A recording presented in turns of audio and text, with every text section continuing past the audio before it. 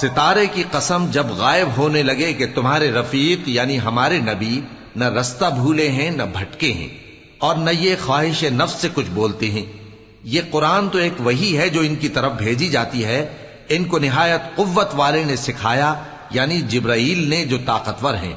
پھر وہ پوری طرح بیٹھے جبکہ وہ آسمان کے اونچے کنارے پر تھے، پھر وہ قریب ہوئے، پھر مزید نیچے آ گئے تو وہ 2 کمان کے فاصلے پر ہو گئے یا اس سے بھی کم۔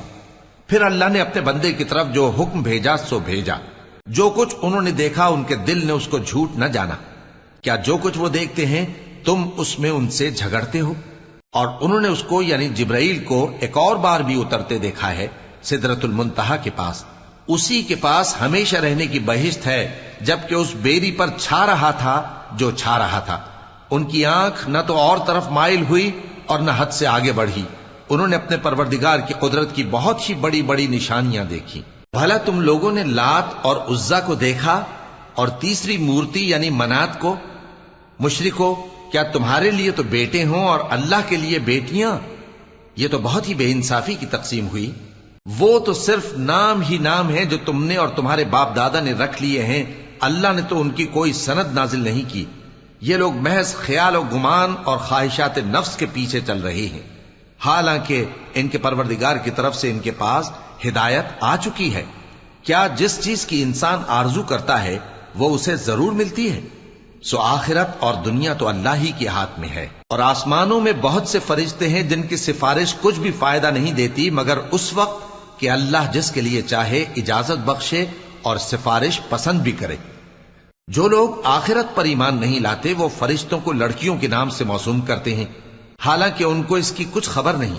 وہ صرف خیال و گمان پر چلتے ہیں، جبکہ خیال و گمان حق کے مقابلے میں کچھ کام نہیں آتا۔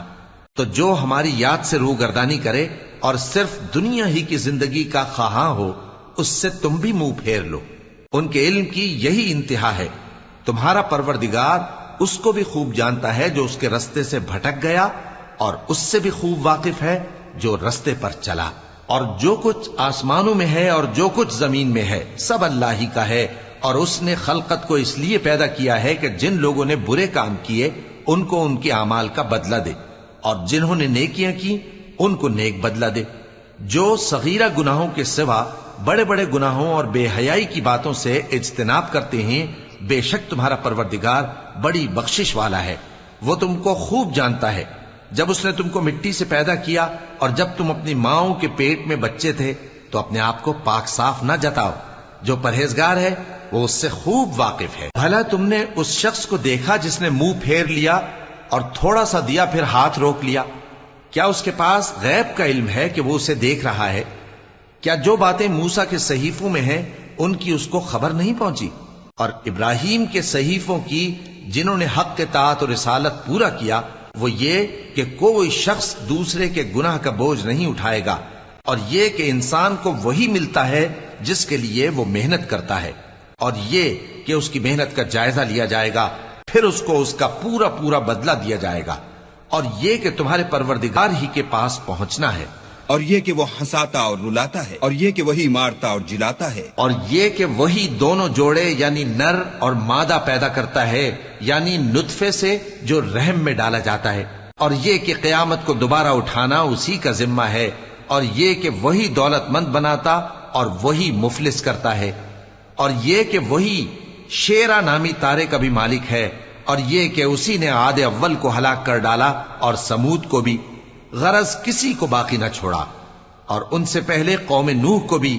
کچھ شک نہیں کہ وہ لوگ بڑے ہی ظالم اور بڑے ہی سرکش تھے، اور اسی نے الٹی ہوئی بستیوں کو دے پٹکا، پھر ان پر جو چیز چھا گئی سو چھا گئی۔